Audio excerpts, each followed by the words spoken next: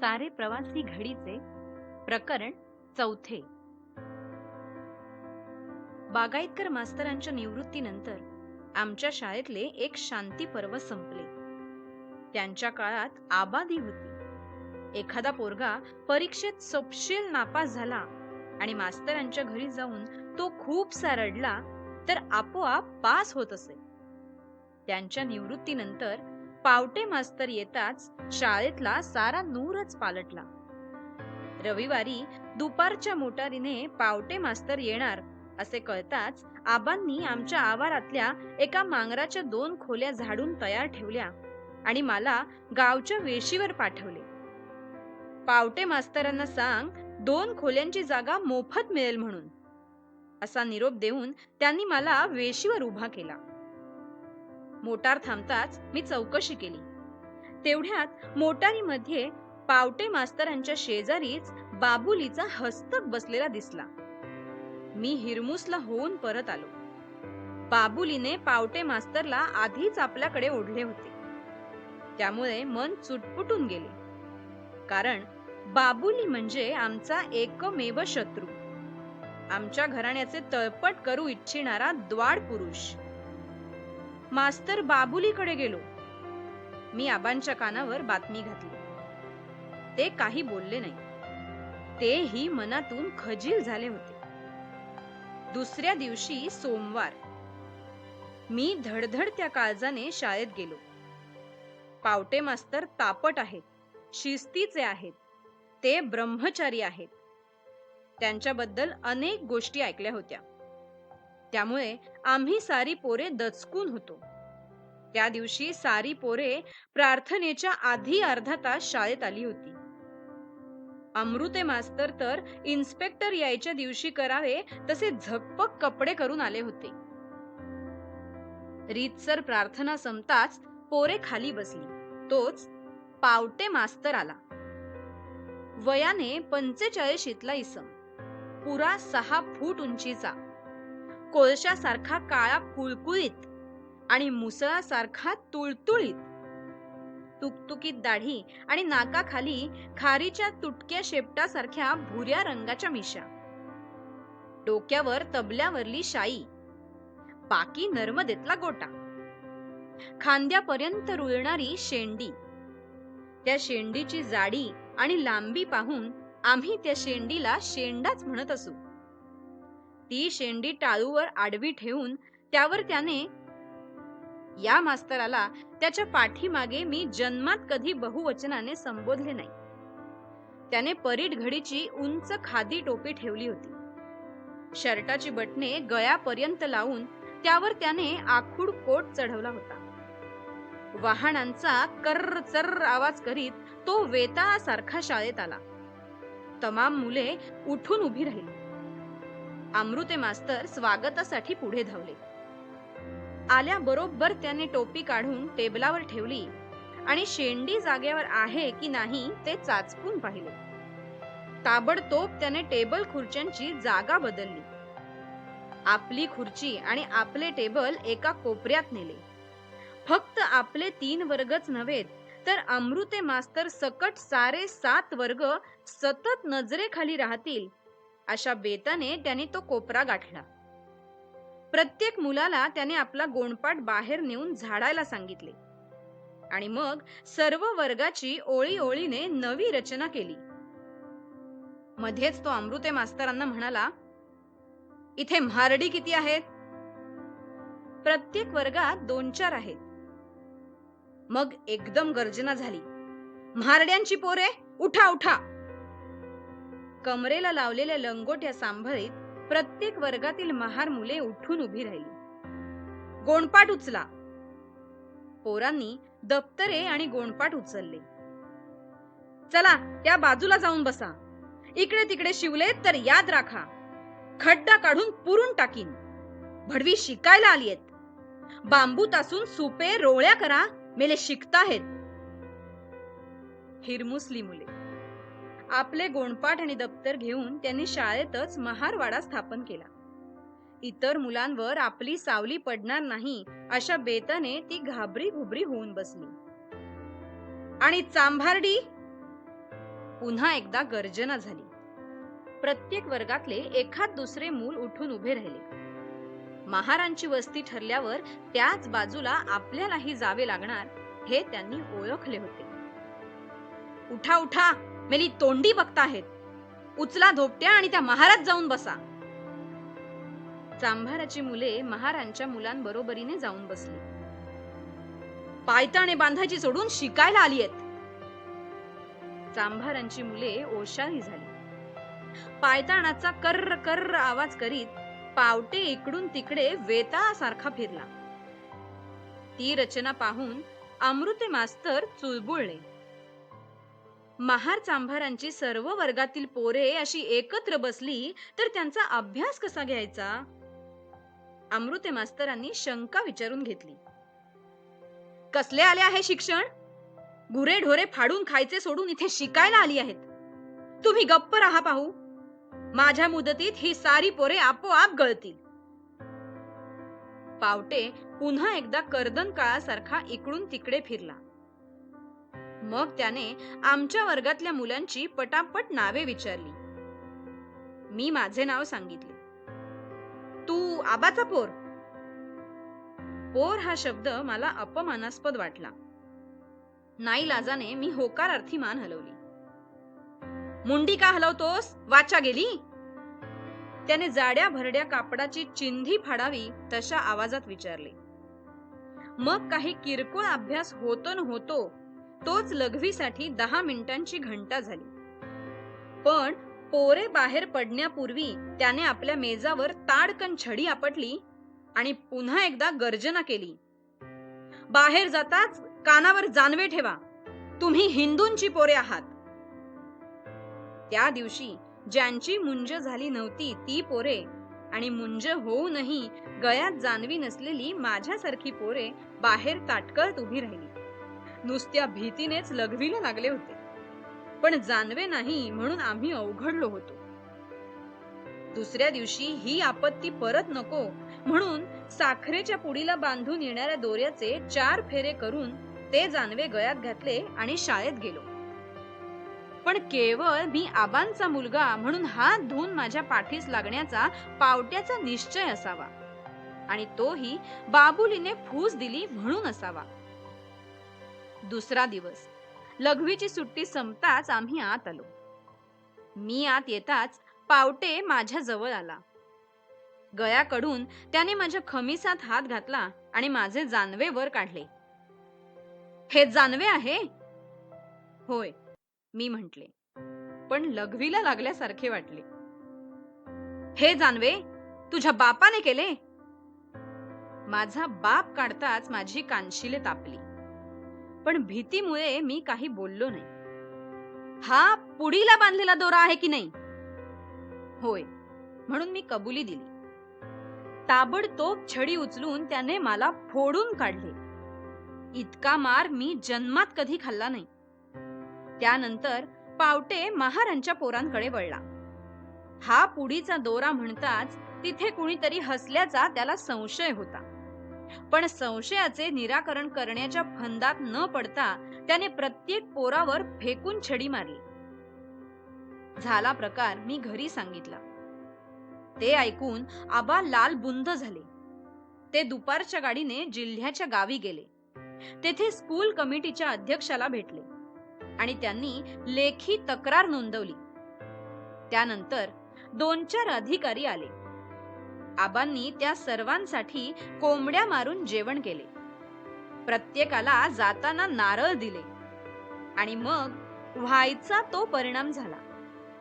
असा प्रकार परत होता कामा नये अशी पावटेला बोर्डाकडून तंबी मिळाली. त्यामुळे पावटे जरा नरम आला खरा, पण त्याचा उद्दामपणा गळावा तसा गळला नाही. बोर्डाकडून तंबी मिळालीच नाही. मी शाळेत काय हवे ते करेन, मी हेडमास्तर आहे अशी फुशरकी मारीत तो गावात फिरू लागला. हेडमास्तर हा पोस्ट मास्तरही असल्यामुळे पावटे आमची पत्रे उशिरा देऊ लागला. आमची काही पत्रे तो फाडून टाकतो असा संशयही येऊ लागला.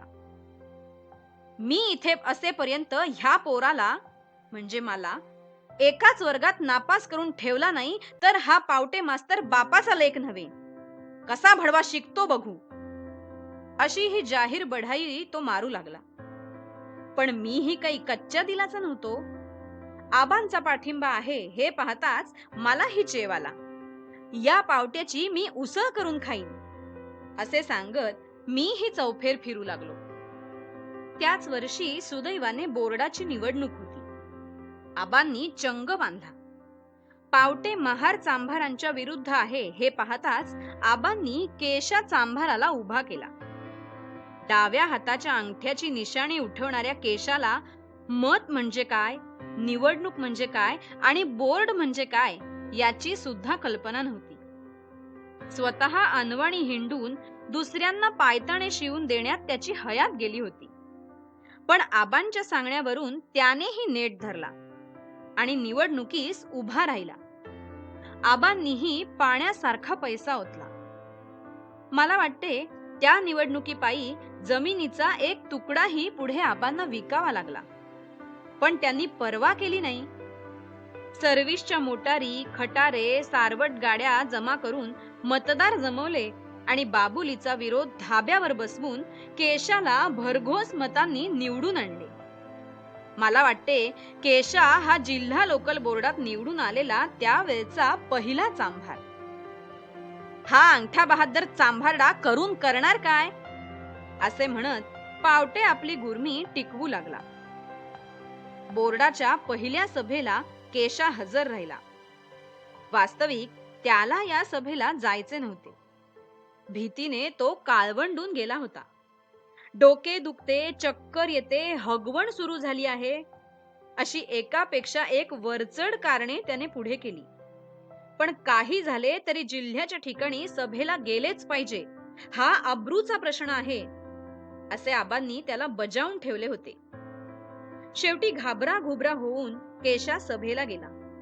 शुभ्र धोतर, खमीस, कोट आणि वर भगवा फेटा अशा पोशाखात खांद्यावरचे उपरणे सावरीत केशा बोर्डाच्या सभेत जाऊन बसला. त्याचा खाजगी चिटणीस म्हणून आबाही सभेत बसले. बोर्डाची सभा आटोपून केशा पुन्हा गावात आला तेव्हा त्याला त्या वेशात पाहण्यासाठी 100-200 लोक मोटार स्टँडवर जमले होते. त्याला ते कपडे आबांनी आपल्या खर्चाने दिले होते. इतकेच काय, पण जिल्ह्याच्या गावी जायच्या दिवशी नखशिखांत कपडे करून हा चांभार जेव्हा अनवाणी हजर झाला तेव्हा आबांना त्याला आपले नवीन पायताणही द्यावे लागले. त्या वेशातील केशाची ती मूर्ती पाहण्यासाठी अख्खा महारवाडा मोटार स्टँडवर लोटला होता. मोटारीतून उतरताच आबांनी सर्वांना सांगितले, आता केशा व्हानो शिवचो नाय, बोर्डाचो मेंबर झालो. उद्या सगळ्यांनी शाळेत जमा. केशा शाळा तपासणी करतलो. घरी येताच आबा तडक विहिरीवर गेले आणि सर्व कपडे ओले करून त्यांनी आंघोळ केली. केशाला शिवल्यामुळे झालेला भ्रष्टाचार त्यांनी धुवून काढला. पण त्या पावट्याला मऊ करण्यासाठी हे सारे काही करण्याचा त्यांचा निर्धार होता. दुसरे दिवशी सकाळी काय चालले आहे हे पावट्याच्या ध्यानी येण्याआधीच 100-150 लोकांचा गराडा शाळेला पडला होता. बामण, भंडारी, महार आणि चांभार गटागटाने शाळेच्या भोवती जमले होते. त्या सर्वांच्या, विशेषतः चांभारांच्या तोंडावरून उत्सुकता ओसंडत होती.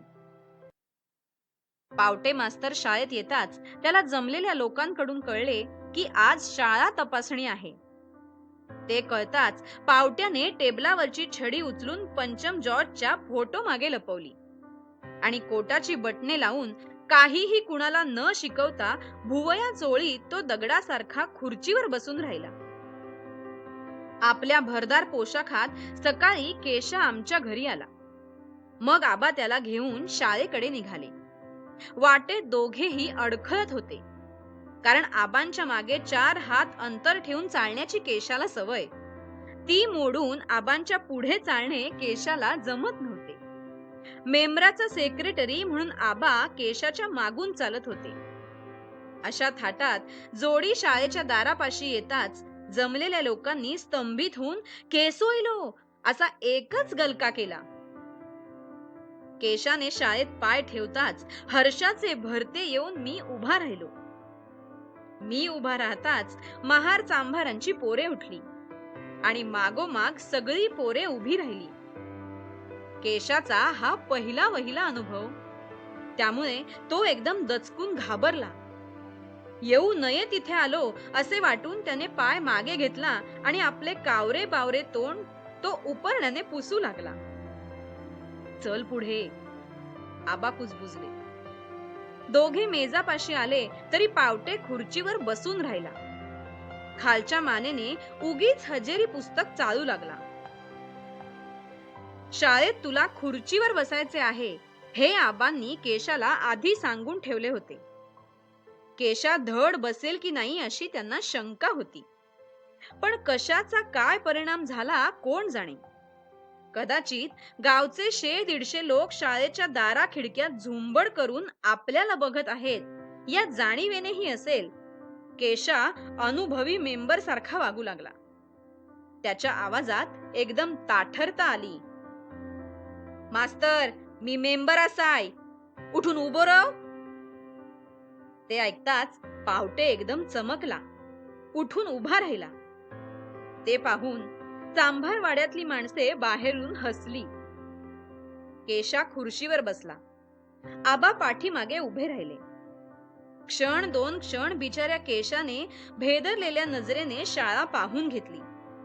शाळेचा आतला भाग त्याने जन्मात प्रथमच पाहिला आणि मग भाषण विसरलेल्या पोरासारखा तो ओशाळून आबांच्या तोंडाकडे पाहू लागला. शाळेत विद्यार्थी किती? आबांनी त्याच्याकडे तोंड करून सांगितले. होय होय मास्तर, शाळेत पोरा किती? 108. च्या मारी इतकी? केशालाच आश्चर्याचा धक्का बसला. पुढे बोल, आबांनी सूचना केली. आज पोरांचा अभ्यास काय घेतलंस? असे म्हणत केशा उठला आणि इकडे तिकडे फिरला. त्याला साऱ्या पाट्या कोऱ्या दिसल्या. केशाने जन्मात प्रथमच पाटीला स्पर्श केला आणि दोघा तिघांच्या पाट्या उलट्या सुलट्या करून पाहिल्या. खय पांढरा दिसना नाही, असे आश्चर्यचकित होऊन तो उद्गारला. म्हणजे शाळा सुरू होऊन 2 तास झाले तरी अभ्यास नाही. आबांनी स्पष्टीकरण केले आणि केशाला पुढे ढकलले. एकदम मी केशाच्या नजरेत आलो तेव्हा तो विस्मयाने चमकला आणि स्वतःला विसरून ओरडला. आबानू, हे तुमचे आपू, आमचे धनी. आबांनी पुन्हा त्याला पुढे ढकलले. तेथे चांभारांची मुले पाहून त्याला पुन्हा विस्मय वाटला. मेल्यानू, तुम्ही हय खय? तुमका शिक्षण कशा? असे तो खाजगीत पुटपुटला. तू घबराव, असे दटावून आबांनी शाळेची फेरी पुरी केली. केशा परत आला आणि खुर्चीवर बसला. तेवढ्यात पाठीला बोट लावून आबांनी त्याला खुणावताच तो पुन्हा उठला आणि तडक पंचम जॉर्ज पाशी गेला. लोंबकळणारा फोटो त्याने वर उचलला आणि त्याच क्षणी लपवलेली वेताची छडी पालीसारखी खाली पडली. हवे होते ते मिळाले या विचाराने केशाला हर्ष झाला आणि तो ओरडला, ही बघा, काठी गावली. काठी घेऊन केशा पुन्हा खुर्चीवर बसला आणि आबांच्या कानात म्हणाला, कसला बुक? शेरे बुक. मास्तर, शेरे बुक आणा. पावटे मास्तरने शेरे बुक उघडून मेजावर ठेवले. आबा पुढे झाले. शाळा सुरू होऊन 1.5-2 तास झाले तरी अभ्यास सुरू झाला नव्हता. वेताची छडी लपवलेली आढळली. त्याआधी मुलांना छडीने मारले जात असावे वगैरे शेरा मारून त्यांनी अर्धे पान भरले. शाईचे पॅड उघडताच केशाने त्यावर डाव्या हाताचा अंगठा टेकवला आणि शेरे बुकावर उठवला. त्यानंतर तपासणी संपली. शाळेभोवती जमलेली माणसे आपण स्वप्नात काहीतरी पाहत आहोत अशा आविर्भावाने केशा चांभाराकडे पाहू लागली आणि शाळेत जे नवल घडले ते गावभर सांगत सुटली. तपासणी संपून केशा आमच्या घराकडे गेला आणि अंगणात उभं राहून त्याने एका मागून एक कपडे उतरले. कपडे उतरताच लंगोटीतला केशा चांभारासारखा दिसू लागला. त्याच्यातला मेंबर गळून पडला. या कपड्यांआधी माझो जीव अर्धो हैराण झालो. असे म्हणत केशाने कपड्यांचे बोचके बांधले आणि सूड उगवल्याप्रमाणे तो त्या बोचक्यावर ठाण मांडून बसला. मग करवंटीतून दिलेला चहा पिऊन त्याने घशाला पडलेली कोरड घालवली. त्यानंतर मला वाटते 2-3 दिवसच झाले असतील, अपमानाने विद्ध झालेला पावटा टोळासारखा केशाला शोधित होता. त्या दिवशी अचानक केशा पावट्याच्या दृष्टीस पडला. बुल्या रावताच्या दुकानासमोर बसून तो करवंटीतून चहा पित होता. केशाला वाटले होते आता मेंबर म्हणून हा मास्तर आपल्याला सलाम करील, पण संतापाने जळणारा पावटा धावत पुढे आला आणि त्याने केशाच्या कंबरड्यावर जोरकस लाथ हाणून त्याला आडवा करून टाकला. भडव्या जुती शिवायची सोडून शाळेची तपासणी करतोस, असे म्हणत पावट्याने त्याला लाथा मारीत त्या लाल धुळीत अक्षरशः लोळवले आणि स्वतः आंघोळीसाठी तरातरा निघून गेला. झक मारली नि मेंबर झालो असा पश्चाताप करीत केशा आमच्या घरी धावला आणि त्याने घडलेली घटना आबांच्या कानावर घातली. बोर्डाच्या मेंबरला शाळा मास्तरने मारणे ही गोष्ट साधी नव्हती. आबांनीही कंबर कसली. म्हणता म्हणता साक्षी पुरावे झाले. इकडून तिकडे हेलपाटे झाले. अधिकारी आले नि गेले. 1 महिन्याच्या अवधीतच पावटे 6 महिन्यांसाठी बिनपगारी सस्पेंड झाला आणि त्याला पुन्हा कधी या शाळेत नेमू नये असा हुकूम बाहेर पडला.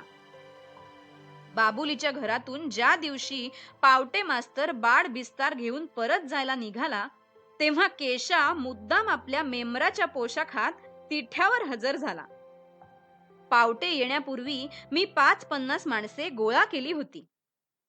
पावटा मोटारीत चढला तेव्हा आम्ही टाळ्या पिटून आता साल्या खा पावट्याची उसळ असे ओरडत प्रचंड गलका केला. त्यानंतर दुसऱ्याच आठवड्यात कटकट नको म्हणून आबांनी राजीनामा लिहिला आणि सुटकेचा श्वास सोडीत केशा चांभाराने त्यावर डाव्या हाताचा अंगठा उठवला. विशेषतः आता मेंबराचे कपडे चढवायला नको म्हणून केशाला सुटल्यासारखे वाटले. त्यानंतर केशाने आपल्या पोराचे लग्न उरकून घेतले. त्या दिवशी तेवढा त्याने पुन्हा एकदा मेंबरचा पोशाख चढवला. मला वाटते त्यानंतर जन्मात पुन्हा कधी तो त्या कपड्यांना शिवला नसेल.